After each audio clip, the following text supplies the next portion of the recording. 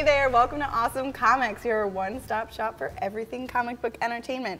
I am your host this week, Ayana Wade. Welcome back to all of you regular viewers, and welcome to any of the new ones we have out there. I'm going to go ahead and introduce our guest with us today. To my right is... Hi, I'm Heather Roos. And are you excited to be talking about Watchmen today? You know, I am. It is one of my favorite graphic novels, and I have a lot of things to say about the movie. A lot of things. Awesome, good. That's what we're here for. And then to my left... Brian Porter, what's up?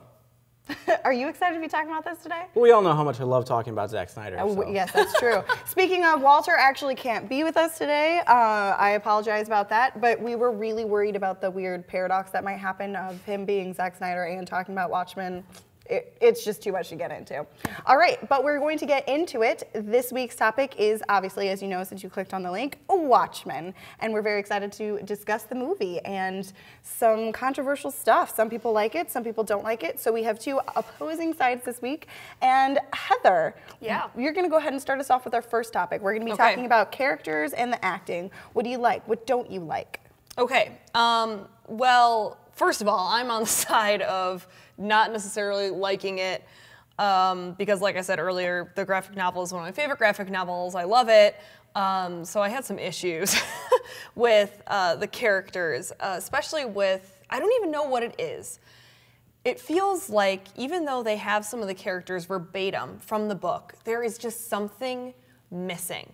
There's a piece of them that's missing that is sacrificed for them just being cool. Like, don't get me wrong, Rorschach is incredibly a cool character. He's interesting to watch, but there's still a piece of the dimension of his character that I feel like is missing. And I especially feel that with Adrian Ozymandias. Thank you. I read it more than I say it. I don't know. I'm sorry. Because I feel like in the movie, they just make him a dick. He's just a straight up dick, rich guy who's like, I know everything, let me tell you why I can rule the world. But he's got more of a human element to him in the graphic novel. All of them do. I feel like there's a humanity element that's missing that just didn't translate well for me. And do you think that's more directing or the acting choice? For some of them, it's acting. Sure. I feel like some of Silk Spectre's lines fall super flat. Sure. There's a couple of times where it just seems like she's not even acting at all. Same with Night Owl. They have some really odd chemistry that's supposed to be strong. Obviously, they get together, they hook up, but there's, again, something that's missing, and some of their deliveries just fall super flat. Sure. Porter? For the most part, I was cool with the characters. I mean, I liked the movie. It's shocking that I like a Snyder movie, but we're flipping the script this week, guys. It's crazy. I actually liked the movie. I didn't really have too much that I didn't like about it, but I've never read Watchmen. I've flipped through it. Some of the stuff looked like it's page for page, panel to the screen, and that's cool. But I don't actually like the art of the book, so that's why I've never read it. And I know you died on the inside a little bit. Sure, opinions, yeah. But the characters, like for the most part, I thought they were pretty good. I mean, Ozymandias seemed a little stiff and stilted, but that could have been because he's supposedly this genius. He'd just be very eccentric. Sure. Rorschach, I thought was an awesome character. I mean, I feel like he had a decent amount of depth for someone who was so mysterious and cloaked in mystery. And I just thought that they delved into him as much as they could for that type of character, and then even later on when they take his mask off, he's like, "Give me back my face," and it kind of showed like how he identifies as a person as Rorschach instead of his, his real identity, kind of like the whole Batman Bruce Wayne. Who is he? He's Batman. He's Bruce Wayne. He definitely sounds like Batman. Yeah. Sure. So Rorschach, sure I like Jackie Earle Haley. I thought he was a badass in the film, so I really liked him. His monologue, I know a lot of people love that monologue. I thought it was awesome. That's cited many times. It was very cool. So I'll give you that. Night Owl, for the most part, I liked him as a character, but he seemed a little awkward a lot, especially with Silk Spectre. And I was like, I don't know if this is just him or if they're trying to do this as like his awkward chemistry because he kind of likes Silk Spectre or whatever. And Malin Ackerman, she was pretty good for the most part, but yeah, she did fall flat. But overall, the characters I was fine with. The comedian I thought was great. I mean, Jeffrey Dean Morgan, we all know, is insane, and he plays insane well. And I thought he was really cool. Carla Gugino, or however you say her last name. First Silk Spectre, I thought she was pretty good. She's a great actress. And then what's Dr. Manhattan? That's his name, right? Mm-hmm. Yeah. For the type of character that he was, I thought they captured what the mind of someone who would experience that type of thing. You know, how Who was devoid of emotion humanity, and humanity, sure. and Empathy. just how they would deal with it, and the fact that he didn't go instantly insane and kill everybody was kind of like, okay, cool, you're handling it pretty well, I'd say. I know a lot of people had issues of him being like so blank-faced, but I know a lot of that is animation, and some of it too is Some of it did not hold up well. I mean, Billy Crudup is amazing, but also I understand that as a character, he's supposed to be very stoic. Right. But that watching it for a long period of time got boring for some people, so I understand It can that get, as well. Yeah. It was a long movie, for Yes. Sure. But There's a lot of exposition to get through, though. Yeah. I mean, obviously, look at the size of the graphic novel. Like, there's This a also lot went to get through a few different directors and writing teams and stuff that talked about it, and it's amazing we even got a movie out of this because they talked about it needing to be a miniseries and stuff because there's so much information and stuff. So, right. You're gonna miss something. So yeah, so we got a long movie. That's what we got out of it, and there's even alternate cuts of even longer cuts as well. I've never cared to watch. I actually haven't seen the extended cuts. Neither have I. Yeah. So I just watched it in theaters and rewatched it again. And yeah, I remember seeing it in theaters. That was a pretty big deal to finally get to see it on the screen. We're going to be moving on to our next topic, a little more controversial. I know a lot of people have issues / loved the sex and violence in this movie, and so that's kind of a hot topic. So, Porter, do you want to start us off? Were you for how they handled it, or? I mean, granted, I don't really know how they handled the relationships and the sex and the violence in the book. I assume that the book is very violent, but the sex, I mean, it might have been a little less graphic or whatever, but I mean, it's Hollywood. They over-sexualize things all the time, so it wasn't like shocking for me to see, oh my God, they're banging, what? And it's like, okay, this is Hollywood. They're trying to bring in audiences and they're gonna over-sexualize it, sure. That's nothing new. So I didn't care one way or the other. I thought the fire blast in the ship at the end was really funny. Laughable. I laughed. Yeah. It's in the comics. That's a panel. I but laughed. it's I thought it funny. was hysterical. I didn't like. I was like, oh, that's interesting. But the violence, I mean, they seem like violent characters in violent times. So especially Rorschach, and I was fine with it. I thought like they might have seemed a little overpowered for people who don't actually have powers. Yes. Sure. Yes. I was under the assumption that they had powers like the first time that I watched the movie because of how much these guys were flying all over the place. And they know kung And fu. punching and yeah. But I was like, okay, they're superheroes. Maybe they're just really good at this stuff. So, but Because they I was worked as masked vigilantes. yeah, I was fine with it. It didn't seem excessive. Like it didn't really seem like, oh my God, like with the Walking Dead and how people are so like the blood and guts of the season opening. Like it was nothing like that. It was just like beating the shit out of each other a lot, but it didn't seem excessive. Like I wasn't. Yeah, I was fine with it. Sure. Heather. It wasn't a huge issue for me because the comic also has violence and sex involved. It was a very gritty comic for its time. That those kind of things are going to be involved in this type of story.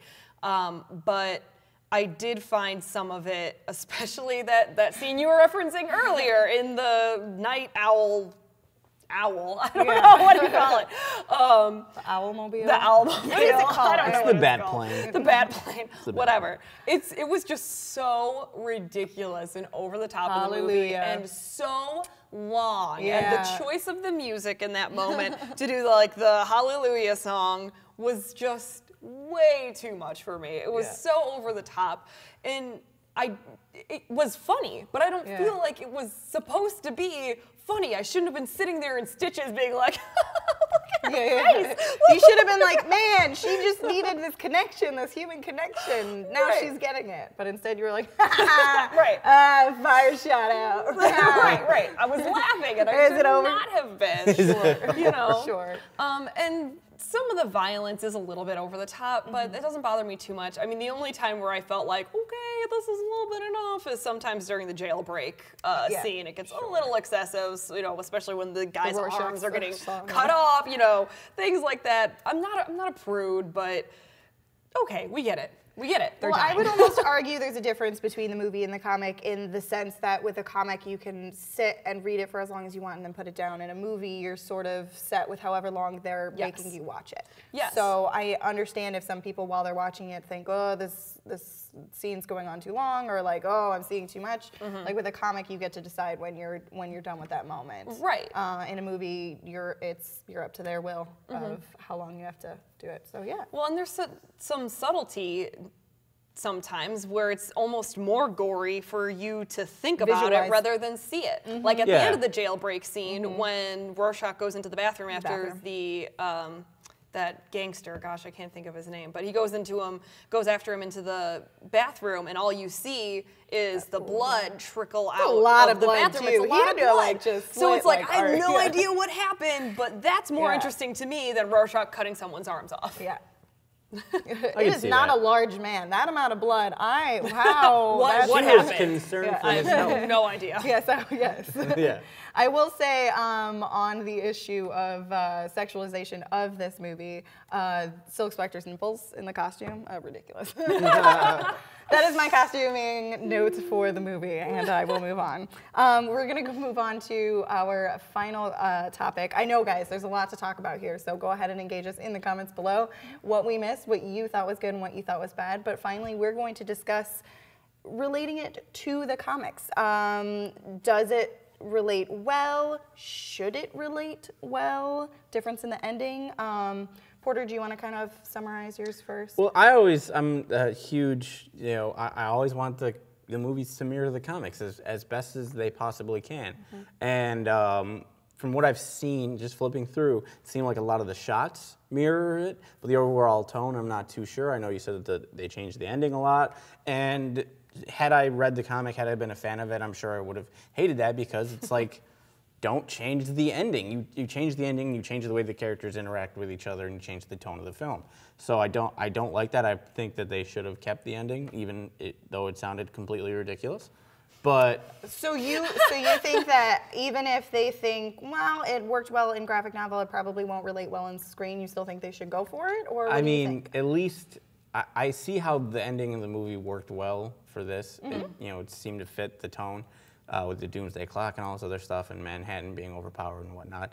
But I feel like maybe at least test footage, audience, whatever, like see how it actually looks instead of just, nope, no tentacle monsters, explosion. So, I mean, at least try. Okay. At least try. But if it really just does not work, I guess change it out to where it's the best possible. But, like, I would rather them keep the original for as much of it as possible. Okay. Heather. So this is probably one of my biggest issues with the movie in general, in that it stays true to the comic at times, but then the things that they change are almost baffling. Like, why would you stay so true to it in certain parts and then be like, forget it, new ending? Why? Why set it up to be exactly the same, shot for shot, word for word sometimes, to then change other things that seem pointless to change? Like, I didn't like that they changed the ending. I would rather see giant tentacle squid monster. Okay, I would, because they do set it up well in the graphic novel. I know some people have also said, well, they changed it because it wouldn't translate well, and you can't really set that up, but they set it up in the comic.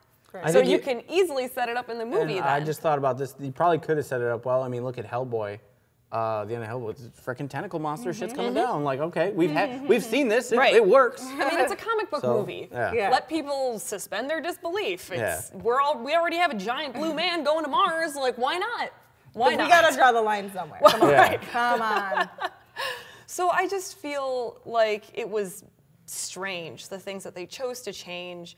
It was an odd compromise, I feel like, between trying to stay true for the fans, but still having to be cool, still having to cool. still having to be a blockbuster movie. Because there's some of the issues that they tackle in the graphic novel that maybe a movie audience isn't going to be engaged by or going to be put off by, because it is rather political, and the movie did keep some of that tone. But also some of it is lost because they needed to be able to make it a blockbuster movie as well. It couldn't just be a direct translation. And I understand that it can't be, it's a movie, you're gonna have to pick and choose certain things. But then change, I don't even know. It baffles me that they just keep it scene for scene otherwise and then change other things that just don't seem to make sense. Why they changed those specific things? Why? Sure. Yes, it was very baffling to me. And this is kind of related to the comic as well. I also had a problem with the coloring of the movie. The movie itself is very gritty, dark, and blue. It's kind of tinted blue a lot. Snyder. But if you Really read dark. never. Oh my God. But in the graphic novel, there's more vibrant colors. Like reds and the oranges. colorist and the artist do a great job of playing around with that to tell the narrative visually as well in the graphic novel. And so I felt like we were missing some of that with the dark tainted blue of the movie. So it didn't, that bothered me. I can see. That's a nitpicky thing I for can it see to how that would be do that, bothersome, yeah. but it did. And then I also overall had an issue with the soundtrack, not just the Hallelujah. Yeah. Song. So like bonus talk now. Bonus thing, super quick. Of the music, the soundtrack. Yeah. It's just super disjointed because they started the movie with those old classics, which was kind of fun. I was like, okay, this is amusing, this is interesting. And the then way they're introducing the characters was really cool. Yeah. And then about an hour into the movie, they're like, just kidding, now it's all like a Hollywood movie score. And then they brought it back occasionally. It's like, remember when we did this? Just kidding. It's gone again now. It was just very odd choices, just disjointed. And sometimes then they would bring back other classical pieces of music, not like rock music, but other pieces of classical music, like during the Vietnam scene when Dr. Manhattan is in Vietnam with a comedian.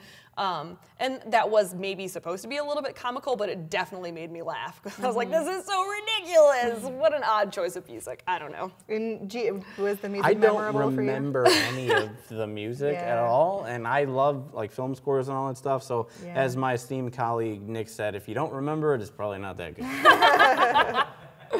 All right, well, on that note, was Watchmen memorable for you? What did you think of the movie? We would love to hear from you in the comments down below, so make sure to let us know. I know it's a heated debate. That's why we're here. That's why we're talking about it. So let us know what you think. Thanks again for liking this video. Thanks again for going to Facebook and liking our Facebook page. We put exclusive content up there every Thursday. Extra videos from you. Sometimes there's too much to talk about in an episode, and we want to give you more. We want to talk about it more. And so we go on Facebook and put a little extra video up for you every week. Sometimes it's 2 videos. Hasn't been 3 videos yet, but who knows? Go like it. It might be this week. Who knows? This might be the week we do it. This might be the time. So thanks for joining us. Heather, where can we find you on social media? You can find me on Twitter at Heather Roos or Instagram at HRoos. And Porter, where can we find you? Facebook.com/AwesomePorter and PorkChop0289 on Twitter. Beautiful. And of course, you can always find them here on Awesome Comics. You can find me on Facebook, facebook.com/IanaWade. I'm also on Twitter, Snapchat, Instagram. I'm on all of them. You all know already. So come and find me. Come chat with me about this. We're always up for discussing into topics every week. We love to talk about them, and that's why we're here doing it. So thanks again for watching, everyone. From us here at Awesome Comics, we'll see you on the next page.